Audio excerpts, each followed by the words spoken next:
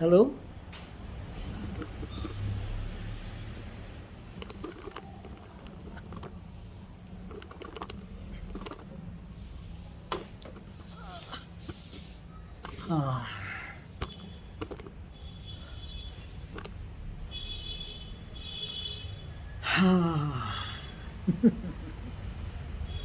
வணக்கம்.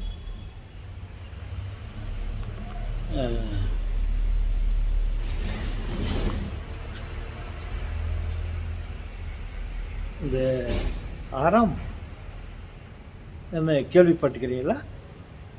Mechanical engineering லெவலில் இருக்கிறவங்க ஆரம்னாக்கா தெரியும். அவங்களுக்கு கையில் வச்சுக்கின்னு ஒரு பீஸை வந்து அந்த அறத்தில் ஃபைல் பண்ணுவாங்க. ஃபைலுக்கு வந்து ஆரம் சொல்லுவாங்க, தமிழில் ஆரம் சொல்லுவாங்க. இது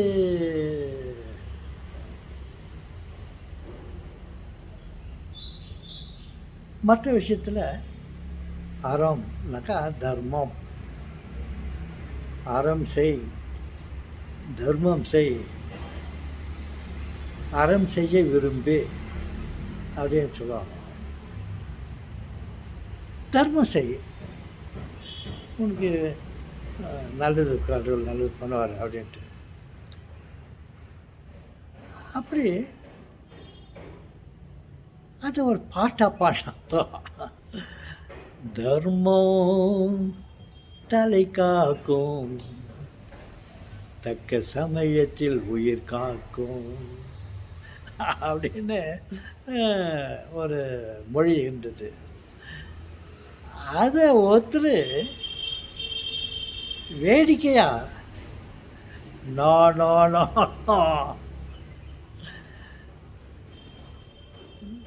தர்மம் தலை காக்கும், தக்க சமயத்தில் உயிர் காக்கும் சொல்லுவோம். அவரே நோ நோ நோ, தர்மம் ஒரு முறை தான் தலை காக்கும், மற்ற சமயத்திலாம் தலை கேட்கும் அப்படின்ட்டு ஒரு ஜோக் பண்ணார் விளையாட்டுக்காக. அவர் எவ்வளோ நல்ல நல்ல கருத்துக்களெல்லாம் சொல்லிக்கிறாரு. ஏதோ 4 நல்ல காலகட்டத்தில் ஒரு சொத்த காலகட்ட சொன்ன மாதிரி தர்மம் ஒரு முறை தான் தலை காக்கும், மற்ற சமயத்துலலாம் தலை கேட்கும் அப்படின்னாரு. அப்புறம் இன்னொரு சாமியார் சொன்னார்,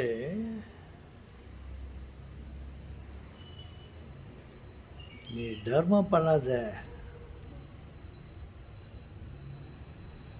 தர்மம் பண்ணுறதுக்கு அவர் இருக்கிறாரு, படைச்சவன் இருக்கிறான். நீ என்ன அவனுக்கு கொடுக்கறது, நீ என்ன அவனை கேட்குறது? நீ தர்மம் பண்ணனா அவருக்கு கோபம் வந்துடும். அவருக்கு எப்போ என்ன வேணுமோ அதை கொடுக்கறதுக்கு நான் இருக்கிறேன், நீ என்ன மதியத்தில் நீ தர்மம் பண்ணுறது அப்படின்ட்டு அவர் வேறு கருத்தோடு சொன்னார். அவனை கேளு, நீ கேட்க கட்டி கூட உனக்கு என்ன எப்போ என்ன வேணுமோ அது அவருக்கு தெரியும். நீ கடவுளை நம்பிடு, உனக்கு எல்லாம் தானாக நடக்கும், உனக்கு என்னெல்லாம் வேணுமோ அதெல்லாம் அவர் பிளான் பண்ணி வச்சுக்காரு அப்படின்ற கருத்தை சொல்கிறதுக்காக நீ ஒன்றும் தர்மம் பண்ணாத அப்படின்னு சொன்னார்.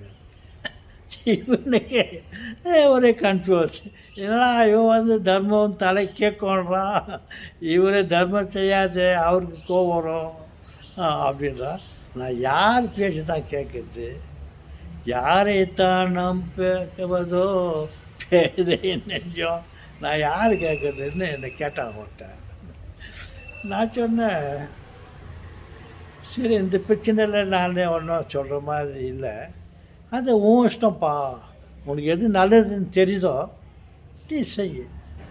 உனக்கு தர்மம் பண்ணணும்னு ஆசை இருக்குதா, இரக்கமான குணம் இருக்குதா, அவனை பார்த்தா பரிதாபமாக இருக்குதா, அவனுக்கு உதவி செய்யலான்னு உனக்கு மனசில் தோணுதா, நீ செய். உனக்கு இன்னொருத்தர் சொல்லி நீ கேட்க வேண்டிய நிலையில் இல்லை, ஏன்னா உனக்கு கன்ஃபியூஷனில் இருக்கிற நீ.